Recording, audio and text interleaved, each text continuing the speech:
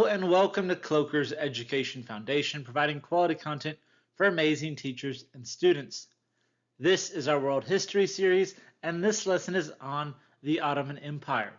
Before we begin, don't forget you can check out the link in the description below for a set of free guided notes to go along with this lesson. Let's dive in.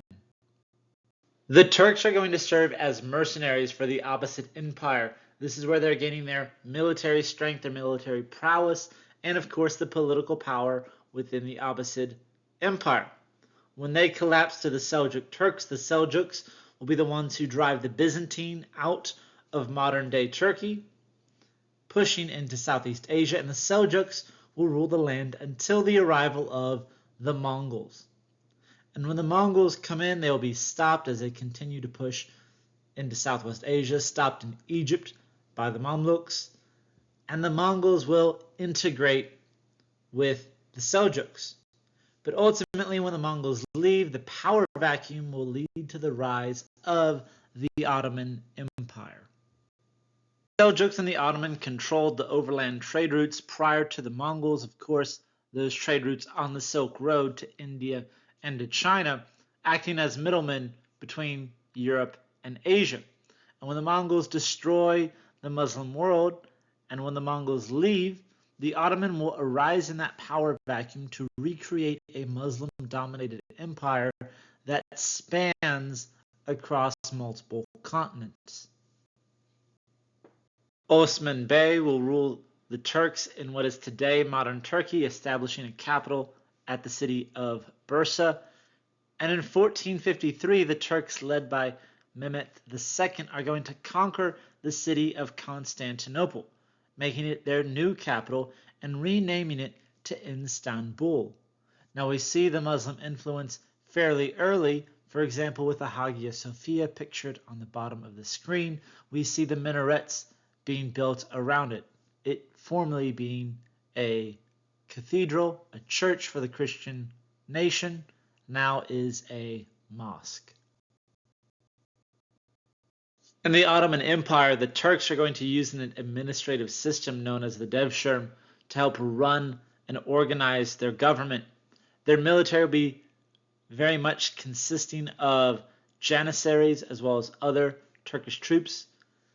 Janissaries were when the Ottoman would arrive in a village, they would take all of the male children over a certain age and enlist them in the military and raise them up to be soldiers, denying whole towns and cities a generation of children. To avoid conflict between different religious groups, specifically the Muslims and the other occupied religions, the Turks will establish a religious court known as the millet to settle differences of religious disputes. The Ottoman are going to make serious wealth acting as middlemen on the Silk Road. They're going to make huge technological achievements using gunpowder and firearms, being one of the first of many empires to do it.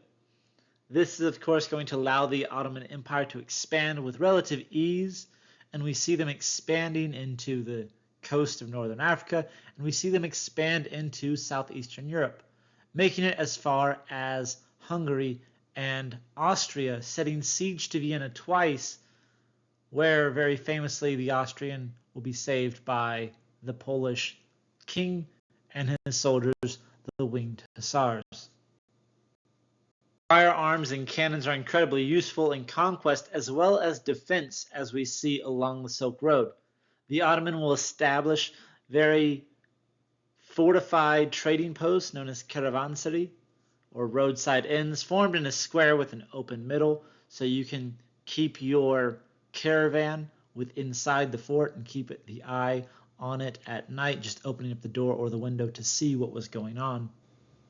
These act not just as trading posts on the Silk Road, but as makeshift military forts.